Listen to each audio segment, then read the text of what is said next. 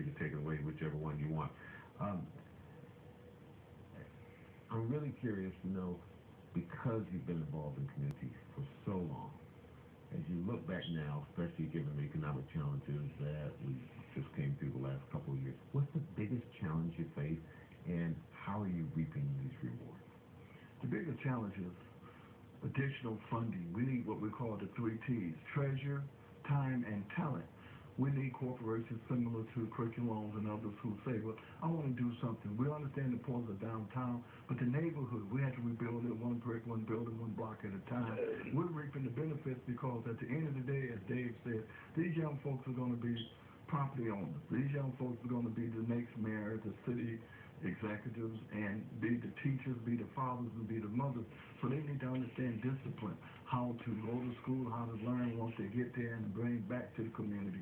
Because at the end of the day, once the neighborhood goes, so goes downtown. Bishop Myhand, we're always hearing it takes a village to raise our children. But if there are key problems going on within the village, how do you address that? We think that it's very important to be prepared, to be equipped, and to have staff and support services that are qualified.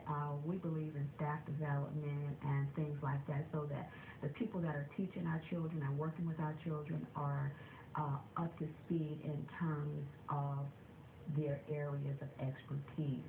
And so we do a lot of that. And then, of course, you know, as we know, the funding streams have sort of dried up, and the way that people do business is no longer the same. You know, nonprofits have a really tough time these days. And the way that you have to work is in a spirit of collaboration.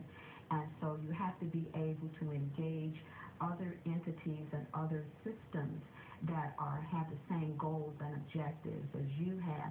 And so they might be stronger in one area than you are, but if you come together, you can really build a strong village or a strong team of working professionals in business and corporate and the faith-based community.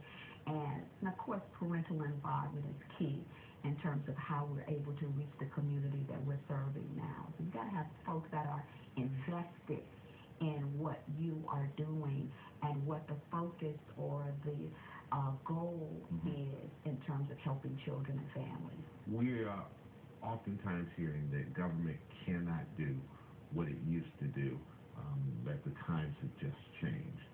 If that is indeed true, but you still feel government should do something, what's most important for them to do? What message would you send to the governor, the legislature, anyone else? I would say the youth. We have to invest in our youth in terms of recreation, recreating. You know, we who are voters, we who are taxpayers, have to say, from a legislative point of view, when we vote you in to represent us, you have to understand that the young folks have to be taken care of, as we keep saying, because later on they're going to be your boss. They're going to be the ones who's going to make a decision about where do you live, how do you live, what is going to be the state of affairs for your community.